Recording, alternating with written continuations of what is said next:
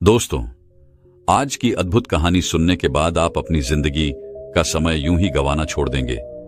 जिंदगी के हर एक सेकंड, हर एक मिनट की कीमत क्या होती है, इस विषय पर आज एक प्रसिद्ध भिक्षु की कहानी मैं आपको सुनाऊंगा। तो चलिए उस अप्रतिम कहानी की शुरुआत करते हैं।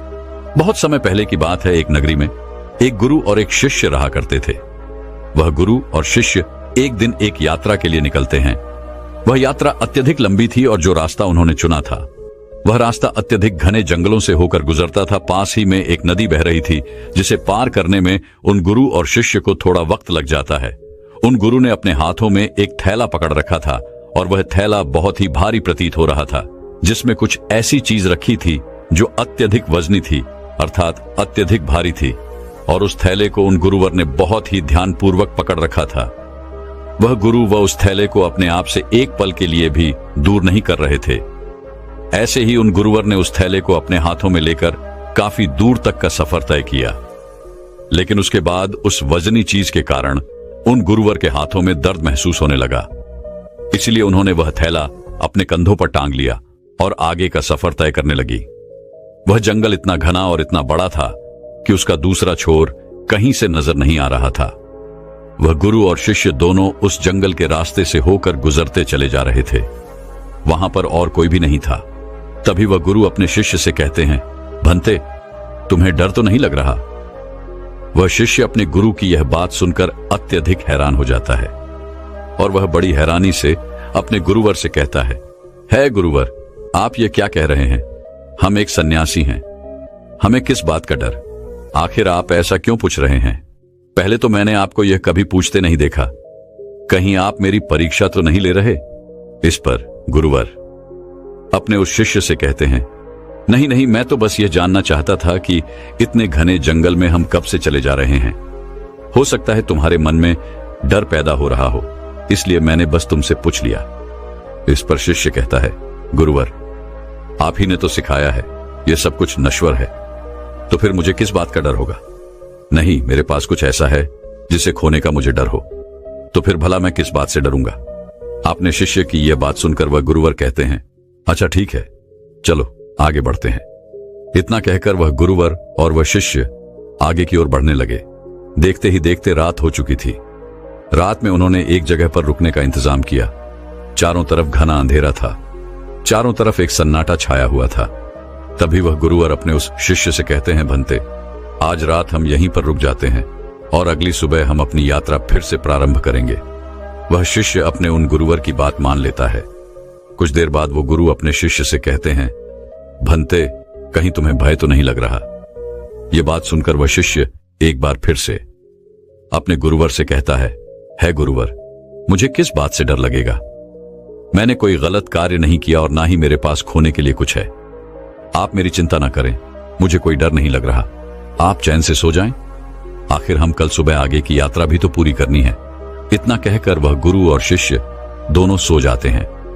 अगली सुबह सूरज निकलने से ठीक पहले वह दोनों उठकर अपनी यात्रा फिर से प्रारंभ करते हैं और अपने मार्ग में आगे की ओर बढ़ने लगते हैं। जैसे जैसे सुबह हो रही थी वैसे वैसे सूर्य की किरणें भी तेज और तीव्र होती जा रही थीं। लेकिन वह गुरु और शिष्य आगे की ओर बढ़ते चले जा रहे थे। देखते ही देखते दोपहर का वक्त हो चुका था और अब उन महात्मा को जोरों की प्यास लग चुकी थी। दोनों ने जैसे तैसे उस घने जंगल को पार किया और उसके बाद जो गांव पड़ता था उसमें जाकर कुछ देर के लिए विश्राम किया। तभी वह गुरु अपने शिष्य से कहते हैं, भंते, मुझे जोरों की प्यास लगी है, मेरे लिए पानी लेकर आओ। इस पर शिष्य दौड़ा दौड़ा गांव के कुएं के पास जाता है। वहां से पानी निकालकर वह अपने गुरुवर को देता है। पानी पीते वक्त वह गुरुवर अपने उस थैले को अपने उस शिष्य को थमा देते हैं। वह थैला अत्यधिक भारी था। शिष्य ने जब उसे अपने हाथों में लिया तो वह यह समझ चुका था कि यह गुरुवर पहले से ही अपने थैले में कुछ ऐसा लिए घूम रहे हैं जिनके कारण इनके मन में कुछ डर उत्पन्न हो रहा है। वह यह सोचने लगा कि उसके गुरुवर उससे कुछ न कुछ छुपा रहे हैं। जरूर कोई बात है। जब उसने उन गुरुवर के थैले में हाथ डाला तो उस थैले में उसे एक सोने की ईंट मिली। उसने सोने की ईंट को निकालकर बाहर फेंक दिया और उसमें पत्थर की एक ईंट भर दी। उन गुरुवर ने पानी पीने के बाद तुरंत ही उस थैले को फिर से अपने हाथों में ले लिया और अपने शिष्य से कहते हैं, जाओ तुम भी पानी पी लो, अब हमें आगे का सफर तय करना है। शिष्य भी पानी पीकर आता है और उसके बाद वे दोनों सफर में आगे की ओर बढ़ चलते हैं। तभी उन्हें एक व्यक्ति मिलता है और वह उन गुरु से कहता है गुरुवर, इस गांव में रहना ठीक नहीं है। इस गांव में अत्यधिक चोर रहते हैं और यहाँ पर बहुत चोरियां होती हैं। यहाँ पर अक्सर लोगों का सामान चोरी हो जाता है। ये सुनकर वह गुरुवर अत्यधिक घबरा जाते हैं और अपने शिष्य से कहते हैं, भंते हैं, हमें यहाँ से जल्दी जल्दी निकलना चाहिए। हमें अपने मार्ग में तेजी से आगे बढ़ना चाहिए। इस पर शिष्य अपने गुरुवर से कहता है गुरुवर, आप निश्चिंत तो हो जाइए। अब हमें किसी भी प्रकार का कोई खतरा नहीं है और ना ही अब आपको डरने की कोई आवश्यकता है।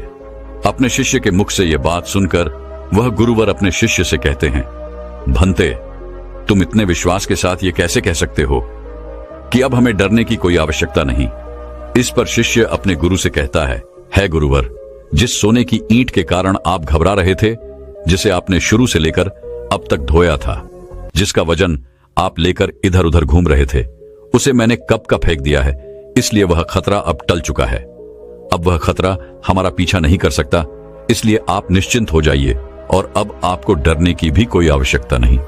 अपने शिष्य की यह बात सुनकर वह गुरु अपने थैले में हाथ डालकर देखते हैं तो उन्हें एक साधारण सा पत्थर मिलता है।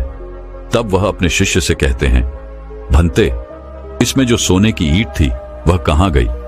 इस पर वह शिष्य कहता है गुरुवर, जो आपकी परेशानी का कारण बना हुआ था, जो आपकी डर का कारण बना हुआ था, मैंने उसे निकालकर फेंक दिया है और उसकी जगह पर यह पत्थर की ईंट मैंने आपके थैले में रख दी थी ताकि आपको इसके बारे में जानकारी ना हो सके। इस पर वह गुरु कहते हैं, अर्थात इतनी देर से मैं केवल एक पत्थर का बोझ धो रहा था, एक पत्थर को लिए घूम रहा था और अकारण ही परेशान हो रहा था, डर रहा था, घबरा रहा था। इस पर शिष्य कहता है गुरुवर, आप तो व्यर्थ ही चिंतित हो रहे थे। वह सोने की ईंट भी हमारे किस काम की? वह तो हमारे लिए नश्वर है, व्यर्थ है। हमारे लिए तो सब एक समान है। इस पर वह गुरु अपने उस शिष्य से कहते हैं, भंते, तुम सही कहते हो, मैं तुम्हारी बात समझ चुका हूं। तुमने एक शिष्य होकर मुझे इतनी अच्छी सीख दी है। मैं तुम्हारी समझदारी से अति प्रसन्न हूं। मुझे खुशी है कि तुम मेरे शिष्य हो। इस पर वह शिष्य कहता है गुरुवर, आप ही ने सिखाया था, भय जैसी कोई चीज नहीं होती। यह तो हमारी मान्यता है जिसे हम कई वर्षों से यूं ही मानते चले आ रहे हैं। लेकिन यदि हम ध्यान से वास्तविकता को देखेंगे तो सत्य का झात होगा कि ऐसा कुछ नहीं होता। यदि व्यक्ति के भीतर भय बसा हुआ है तो कोई भी चीज उसे डरा सकती है, और यदि व्यक्ति भीतर से कमजोर नहीं है, ताकतवर है, तो उसे कोई नहीं हरा सकता। जरूरत है तो खुद को यह बताने की कि हम जो कुछ भी सोच रहे हैं, हमारे भीतर जो कुछ भी चल रहा है, ये सब एक कल्पना है और कुछ नहीं, जिसे हम बेवजह ही कई वर्षों से ढो रहे हैं, इसका वजन संभाल रहे हैं। एक बार की बात है, एक बार एक गुरु अपने सभी शिष्यों को उपदेश दे रहे थे। तभी उन सभी शिष्यों में से एक शिष्य अपने गुरु से पूछता है गुरुदेव, क्या यह जरूरी है कि हम समय रहते अपने कार्य को पूरा कर लें? हम उसे बाद में भी तो कर सकते हैं, हम उसे बाद में क्यों नहीं कर सकते?